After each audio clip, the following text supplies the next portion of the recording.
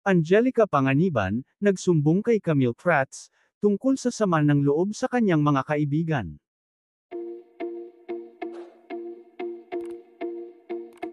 Sang-ayon si Camille Prats sa sentimiento ni Angelica Panganiban, na minsan ay naisasantabi ang pangangailangan ng isang ina, kapag mayroon itong bagong silang na anak. Kaugnay ito ng cryptic Instagram post ni Angelica Panganiban, kung saan naghayag siya ng sama ng loob sa ilang mga kaibigan, na palaging anak na lang daw niya na si Amila, o Baby Bean, ang kinukumusta, pero siya hindi. Dito nga ay tinanong si Camille Prats sa isang interview, kung nababanggit ni Angelica sa kanya ang mga pinagdadaanan nito. Ayon kay Camille, may mga times kasi na, syempre, we talked about the struggles of motherhood. Minsan in passing lang, nadadaanan, na pag-uusapan, pero hindi naman yung sobrang, really talking about it na talagang malalim ba. Pero yes, sometimes pag nagkakatsikahan kami, we always talk about mahirap maging nanay. Sometimes, people think it's always about the baby, pero kumusta nga naman si mommy?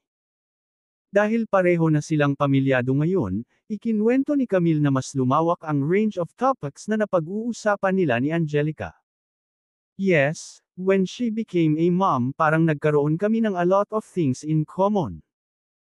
And lately, for some weird reasons, sobrang nagte-trending yung gimmick sa TikTok, at nanunumbalik yung love team namin ni Stefano Mori, and it really makes me miss that era of my life.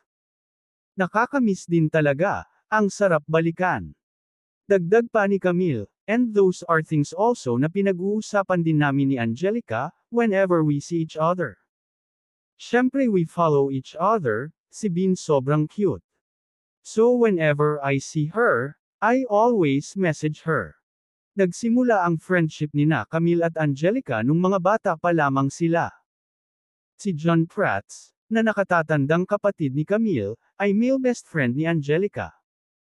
Lubos ang saya ni Camille sa nakikita niyang kaligayahan ni Angelica, sa piling ng fiancé nitong si Greg Homan at anak na si Baby Bean. Ani Camille, she deserves all the love, the family that she is building now. All of these things deserve niya, kasi simple lang naman si Angay.